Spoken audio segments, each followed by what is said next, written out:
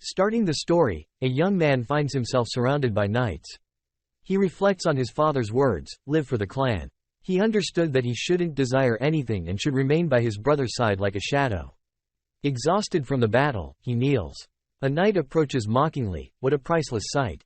A knight fighting off the continent's strongest commanders on his own. As expected of that man's brother.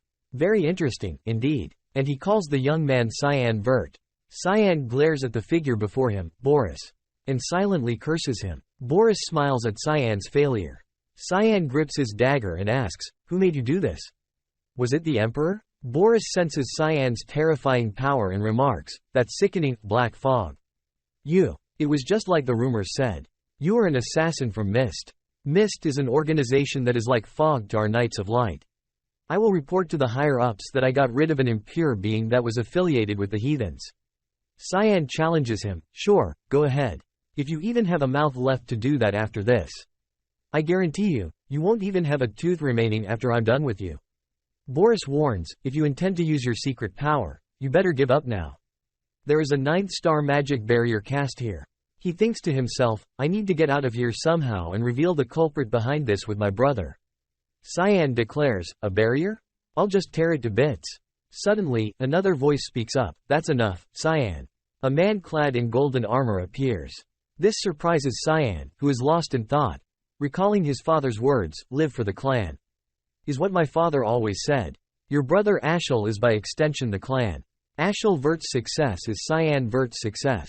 Seeing his older brother's arrival, Cyan realizes that the culprit behind this was Ashel. As Ashel approaches Cyan's position, Cyan has truly given up. Ashel remarks, you seem confused that I'm here. They exchange a look in the dire situation. Cyan questions, what is the meaning of this? His brother responds, Cyan, you've carried out your duties well. For the clan, for the people, and for me. Hearing that, Cyan truly didn't want to believe it. Ashel said, therefore, I'm just trying to take the burden off your shoulders. Cyan questioned, I don't understand. Did I do something wrong? Ashel interrogated back, wrong? That ominous fog. You're nothing more than a murderer. I can't even call you human anymore.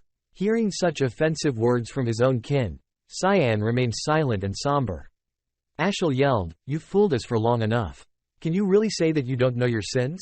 At this moment, Cyan inwardly questioned himself, murderer.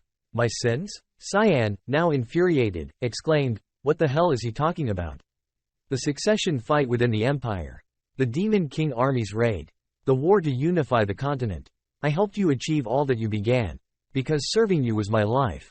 Cyan slammed his fist into the ground in anger, but now, you're abandoning me. I worked like a dog for 20 years under you. It doesn't matter if my entire body breaks down. I will give everything I have right now. If it means I can destroy you. Cyan's body emanated a dark magical aura, carrying his rage. The aura spread, instilling fear in all surrounding soldiers. He still has that much mana left? That's impossible. That's no human. Cyan rebuked them, how silly. The hero is trying to kill his younger brother because he's afraid. Aren't you ashamed of yourself? Ashel's face twisted in anger as he glared at Cyan. Cyan then exerted all his strength to attack his brother. He declared, just once. Once is enough. If I can stab his weak point so that he can't regenerate. Cyan swiftly circled behind Ashel and launched a direct attack on his back. But at that moment, a shield was created to protect Ashel, angering Cyan as his attack was thwarted. Boris, standing beside Ashel, was supporting him. Without hesitation, Ashel immediately pierced Cyan with his holy sword and said, you poor bastard. I wanted to do you the favor of giving you a painless death since you are my brother, but you have shown your true colors. I knew that was what you were from the start. A demon. It's a good thing I never trusted you to begin with. Shocked by his brother's words, Ashel showed no mercy as he kicked Cyan off his sword and turned away, leaving Cyan to wait for death. Cyan lay on the cold ground, blood flowing from him. In that moment, he cursed, damn it. Is this my end? What a foolish life I've led. Cyan's eyes gradually closed, but something compelled him. His body seemed to act on its own, charging straight towards Ashel with fury. With blank white eyes, he screamed for Ashel's death. Before the dagger could come close to touching Ashel, the holy sword struck him away. A surge of energy from the holy sword enveloped the man's body. But something strange happened now. A figure was trying to call him. Young Master. Young Master Cyan. Cyan suddenly woke up, his body drenched in sweat.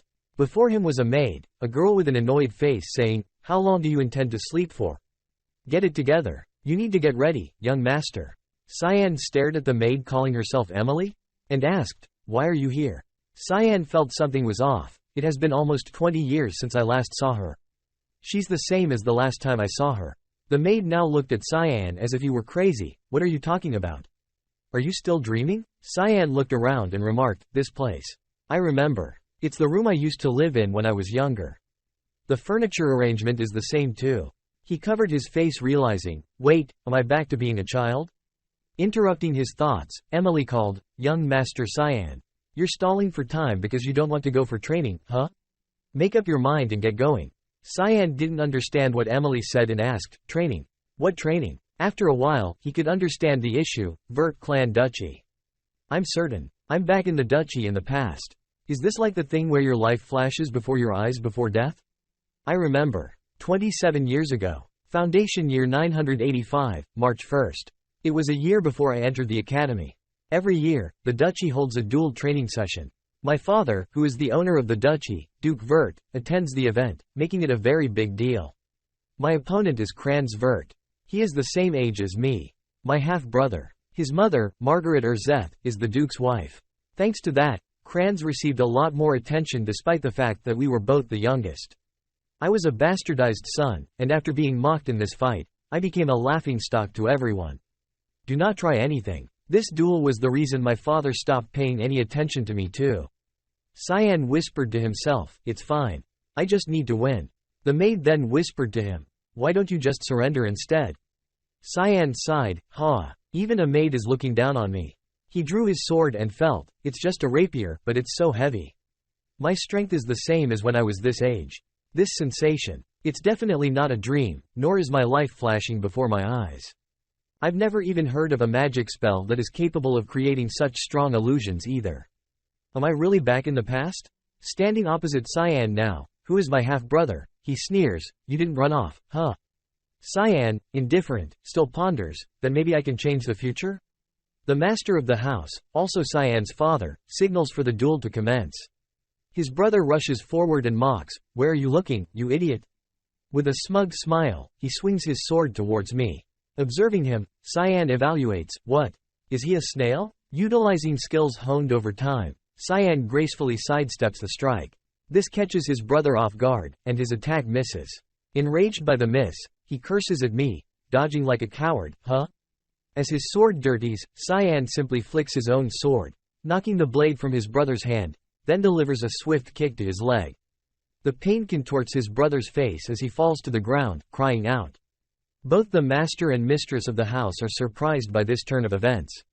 Looking at him with the eyes of a predator, Cyan thinks, "Now if I just put my sword up to his throat, this duel is over." But that's not enough. When I was this age, Cyan always bullied me as his form of entertainment. That bullying continued in the academy too. Remembering his past, Cyan seethes, "So I need to really stomp him down so that he can never try to do anything to me again. In this life, I will now pave a path on my own, for myself." The outcome of the duel is Cyan's defeat. The Duke orders for me to see him, even clearing his schedule. Was my victory in the duel that impressive? I even have a high-class knight, Yulkin, who was directly affiliated with the Duke, escorting me. Walking down the corridor, I encounter the mother of the brat from earlier and her maid. Cyan silently speculates, seems like she was talking to him about her son. Kukik. She looks like she stepped in shit. Inquiring about Cyan's condition, I ask, "Is Cyan okay, madam?" Furious, she retorts, "You have the audacity to ask such a question after beating your brother like that? How thick-skinned of you." Disdainfully, I leave and remark, "That's how duels are. See you." She doesn't stop there, insulting both my mother and me. This is why bastards shouldn't be treated like legitimate children. Like mother, like son. It's all because the mother is some dirty whore. You should be on the streets begging for food instead. You dare to put up a fight? You should know to be grateful. With a look as if preparing to kill her, she has crossed the line. Should I kill her? That thought crossed Cyan's mind, should I just kill her? But reason pulled him back. No, I know better than anyone how to make her suffer. I'm going to torture her. Slowly, like painstakingly slowly. With a calm demeanor, he questioned the lady again. "You know I'm going to the academy as well along with Cyan, right?" What exactly is your point? I'm sure you want your son to graduate with his limbs intact. Right? I guess you're not that worried about him. Huh, Duchess? Understanding Cyan's implication, the Duchess became enraged. You vulgar piece of shit. How dare you? Just as she raised her hand to strike Cyan, the knight by her side intervened. I apologize, Duchess. The Duke called for him with urgency. So, I don't think we can delay anymore. We'll get going now. Fuming but unable to act, the Duchess stormed off. Cyan smiled inwardly. The Duke's orders are absolute. I'm being protected by the guard knight who was given that order. A knight who won't submit even to the Duke's wife. How nice and reliable. Arriving at the master's chamber, they knocked, and the master allowed them in, saying, "Come in." Facing his father, Cyan greeted him. From Cyan, the youngest child of the House of Vert, "Greetings, father." He thought, it's been almost 15 years since we met one-on-one. The master turned to Cyan and gestured for him to sit down. Duke Willius Vert, the great feudal lord of Velias, a western feud of the Yushif Empire. The world calls him by a different name, Guardian of the Continent. The hero who stopped the invasion of demons for a long time with the help of his remarkable magic power and worldly wisdom. This man shouldered a responsibility no one compelled on him until his very death in battle against the invasion of the Demon King's army. All he wanted was there to be peace in the entirety of the continent. But my memories of him are different. As a man who utilized his free will to decide on living his whole life serving others. A stupid man, Cyan reflected. With a serious expression, his father asked, "Your eyes precisely followed the sword and dodged it." Cyan had to pay attention to what his father was saying. He continued, "The moment Kranz ran at you, you looked straight at the path of the swinging sword and turned your body to dodge it. When did you learn how to wield a sword?" Cyan evaluated, as always. "He's sharp." And he answered his father's question, "I wouldn't say I learned it. I practiced every night on my own." His father remarked, "From what I know, you've never had any interest in swordsmanship. Why did you hide such excellent skills?" Cyan replied, "I didn't really want to catch others' attention." Despite that, you really went all out at taking down Kranz. But, wasn't what you did after that unnecessary? His intention behind that question seems pretty perusing. Is he trying to get a feel of what I'm capable of? I wanted to prove myself. Prove? Prove what? That I'm better than Kranz. Even though we share the same blood. Which is also what I concluded as the meaning of the duel. What you said made your father laugh and he praised you. Excellent. A clear and concise answer that shows off your level-headedness. I didn't know you were so talented. I'm delighted. You'll become a great, reliable support for the Ashel one day. When the name Ashel was mentioned, Cyan froze. Recalling images from before regression, he thought, why would I become his helper? It's the same as always. He's still as obsessed as ever with Ashel. His father continued, it's not exactly a trophy, but I want to reward you for this duel. If you want something, you can tell me. Cyan thought, then I'll destroy everything. Everything that Ashel fucking tried to do. He smirked with implied meaning and replied, what I want. Immediately after that, the scene shifts to the main character's maid, who is frantically confirming, you said you want to enter the battlefront? Yeah, that's right. Nothing's certain yet, though. This is driving me crazy. Are you out of your mind? Do you have any idea what kind of place that is? At this point, she imagines a scene of a horde of monstrous beasts and says, it's swarming with wicked and terrifying demonic beasts all over the place. Velias, the western feud of the Yushif Empire. This is the only place in the entire continent to be called a battlefront. Even in that, the Lamia Valley, that can be called the front line, is a ferocious battlefield where the battles with demons have been going on for hundreds of years. Because of that, my father, who stubbornly opposed it from the start, gave me a condition. To become worthy of going to Lamia Valley within 1 month. I don't know on what basis he will decide my worth yet. I just gotta raise my physical strength as much as possible in the time I've been given. I'm still weaker than my peers. At least I'm lucky enough to have the same combat sense as I had before regressing, and the little amount of magic I sense from within me. If I train this body as per my capability, I can definitely make good use of it. Great. I'm going to start training right from today. Suddenly, at this moment, the door of the room bursts open. A voice calls out Cyan. A woman appears with an angry face staring straight at the main character. Cyan recognizes her as Alice. After that, Alice rushed forward, grabbing Cyan by the collar, shaking him and scolding, are you crazy? I heard you asked father to send you to the battlefront. He tried to calm her down, stuttering, hey Alice, let me go first. It looks like defeating Kranz got to your head. This won't do. Alice demanded, come with me to the rooftop. Now, on the castle wall, Cyan faced Alice. Now, we start when we draw our swords, she said seriously. I'll let you go to the battlefront if you can endure my attacks for 3 minutes, Alice stated firmly. Cyan asked in return, do you really have to go this far, Alice? Alice replied, I'm not hearing any of that. Just answer one question. Are you after the family's title? Cyan thought, that's why she's doing this. I'm not the slightest bit interested in that. Drawing her sword, she said, so you are, huh? Draw your sword. Cyan pleaded, it hasn't even been half a day since my duel with Crayons. I'm tired. This is exhausting. The whole day was chaotic. Not allowing Cyan much time to think, Alice immediately attacked. But Cyan, not as weak as his sister thought. No way. He blocked that? He's a 10-year-old though? Are you really trying to go all out against your brother who's 7 years younger? After the collision, they separated. Alice, surprised, thought, a rapier's has a very light blade, yet he cleanly parried off my longsword's attack. Was he just lucky this time? You've got better intuition than I thought, huh my dear Cyan? Ah, I'm screwed. Eh Alice? Then Alice resumed her rapid and aggressive attacks against Cyan.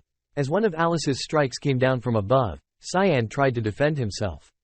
At that moment, he executed a technique to twist his sword, redirecting its attack towards Alice. Alice was very surprised, but it didn't faze her. Quickly, she knocked aside the sword and stepped back.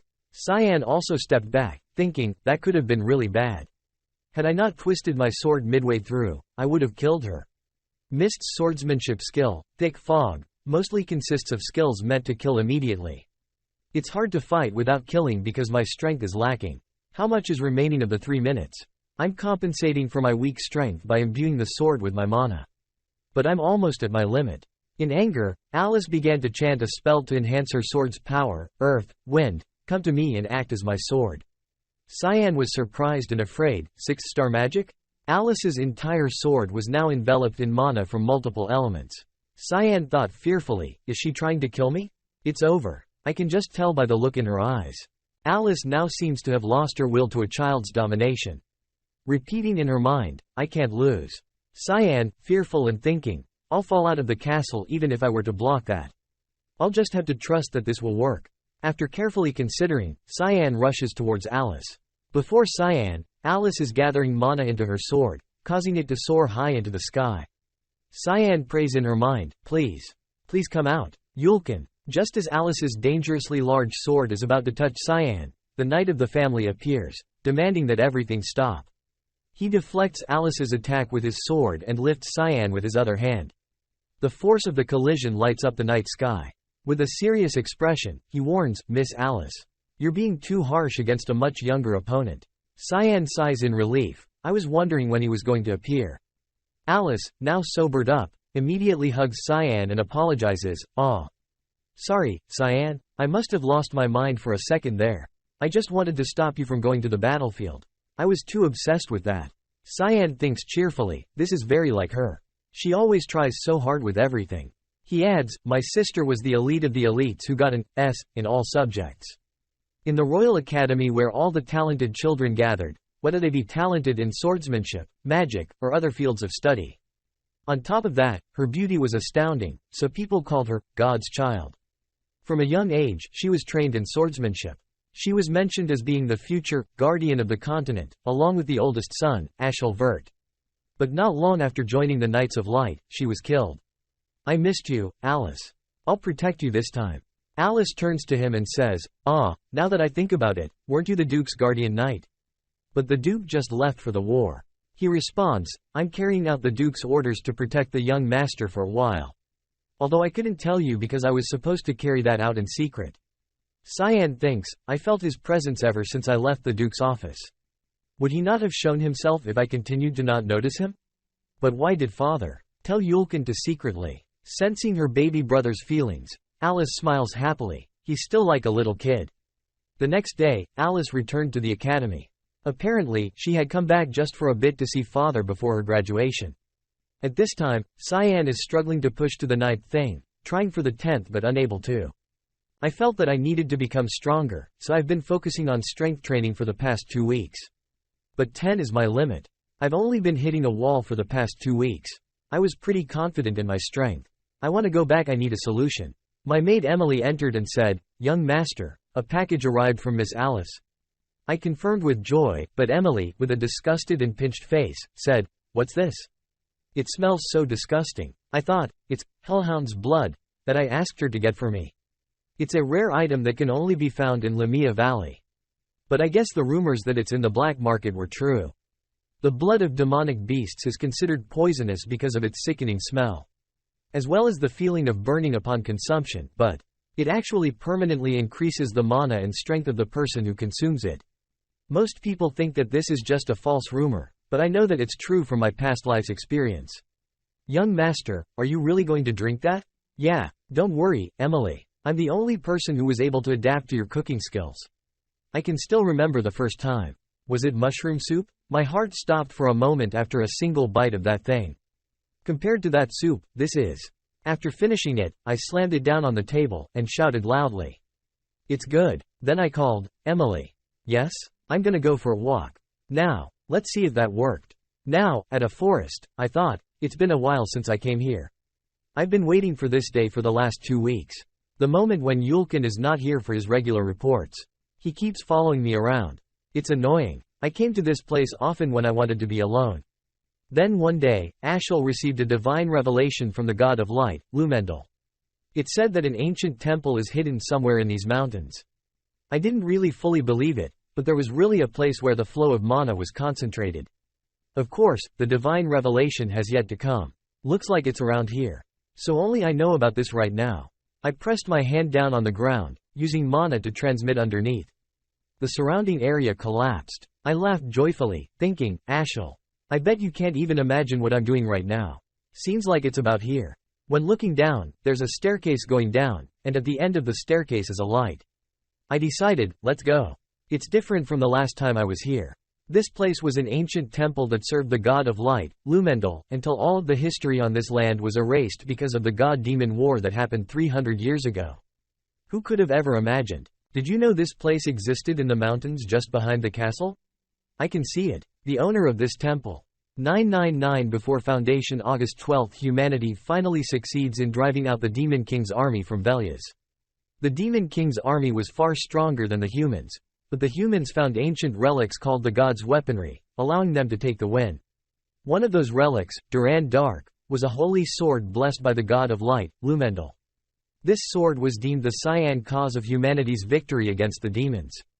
And I will meet my pitiful death in the future, due to this sword, which will be possessed by Cyan Vert.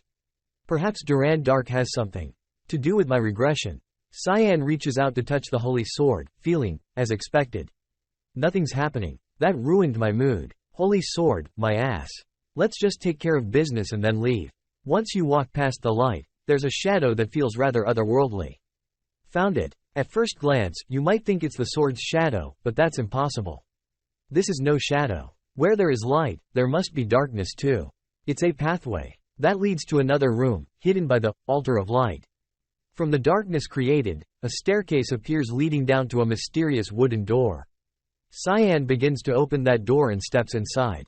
In front of him is a bloody red dagger. It's nice to see you, my sword, demonic sword, Karam. When he holds it, his face shows joy, and the magical power emanating from it causes the surroundings to change. Good morning, Karam. God, are you still not awake yet? Kayat Tilda? This familiar feeling. It's the best. Hee hee. I want to slay something right now. A gruesome voice emerges. Kikiki, child, don't you have any fear? Don't you know what it means to have awoken me? Cyan with a blank face responds, I don't know. It means that this sword is now mine? The darkness grows larger now and says, waking up a sleeping demonic sword. It's too late to regret it now, child. Your body is now mine. The darkness is now swooping towards Cyan, but as it gets closer, he only needs one hand to grab it. You weren't this rash before? The darkness is now trying to escape, saying, Kook, what are you? How can you touch me? With a crazed smile and eyes, Cyan says, I told you. This sword is mine. Karam is now trying to attack Cyan with its claws, but Cyan easily dodges. Karam has now escaped, jumping back. The form of Karam is that of a woman. Looking at Cyan, she asks, Who? Are you? Are you the successor? Why do I feel Eru's aura from you? Cyan replies, Right, I'm the successor of Eru.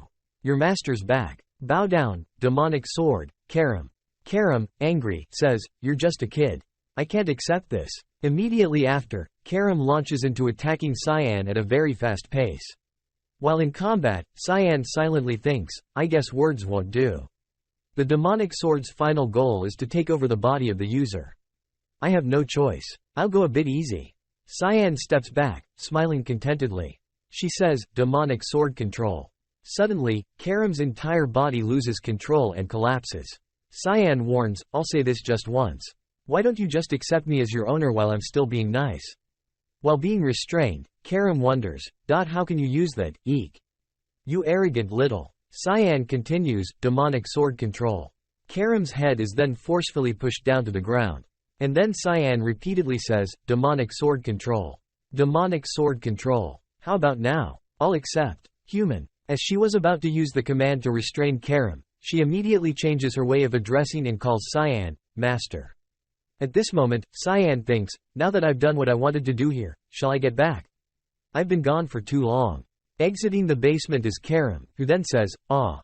It's been so long since I breathed fresh air. It's so refreshing. Hey, master, what's your name?" Cyan replies, Cyan Vert." Karam responds, "Cyan, I've never heard of that name before. Eru really chose a kid like you?" Cyan confirms, "Yeah, in my past life." Karam asks, "Past life? What the hell are you talking about?" Cyan explains, "I died once before." "What the hell?" Looking at the holy sword, Karam says, "He's still sleeping, huh?" Cyan explains, "He'll have to wait 20 more years for his owner." "You talk like you know the future." Cyan, now with a serious look in her eyes, firmly holds the sword and chops off the hilt of the holy sword. This surprises and frightens Karam, who asks, "What are you going to do with that?" "Who knows?" Holding the broken sword in her hand, Cyan smiles deviously, "Who knows? Maybe it'll make things a bit more interesting in the future." In the afternoon, a horse-drawn carriage leaves the ancestral mansion. Cyan is now wearing armor, thinking to herself, "I can't believe the day has already come. Time sure flies by." A soldier approaches and greets, "Greetings to the Duke. I'll ask you one last time. Are you still determined to go to the battlefront? If you want to back out now, I won't stop you."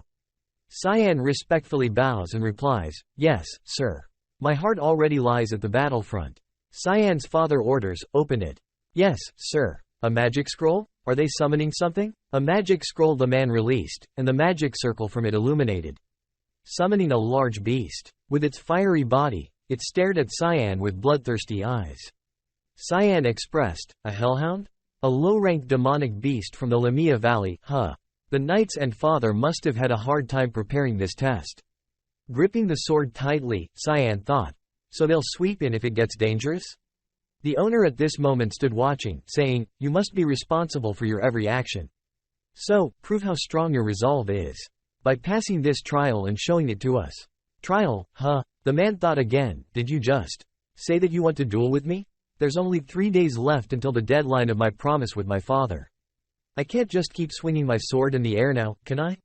I want to get a sense of a real fight too. Help me out, yeah? For a duel, someone your age, like young Master Kranz, would be. I'm not sure why, but he runs away every time he sees me, so." The man thought to himself, "What a hassle." And he said, "If you insist, okay. Instead, I will only fight you with my sword's sheath. I'll only focus on defense, so attack me all you want." "Thanks, Yulkin. I have another favor to ask. Whatever happens from this point on, don't tell father about it. This is an order." Yulkin was curious about what Cyan mentioned. But at that moment, Cyan rushed to attack. Yulkin only used the sword's sheath to defend. He thought to himself, "That was heavy. I can't believe this. That was the sword of a 10-year-old? He's quick." Cyan's swordsmanship speed and strength amazed Yulkin. Just a second of distraction, and Cyan disappeared, leaving Yulkin astonished. Right after that, Cyan attacked him from behind. Although he only stood still to defend against the strikes, it was quite astonishing. Cyan said, "Phew. As I thought, I can't win against you yet. Good job, Yulkin. Thanks for helping me." Yulkin asked in surprise, "Great job, young master." In his heart, he thought, "I can't believe the weak young Master Cyan has grown so much. If the hunch I had back then was right. By now, the young master can overcome any trial that comes at him." Returning to the present. At this moment, Cyan is facing a large monster for training. A second later, he disappeared from his current position, his body swiftly rushing towards the monster.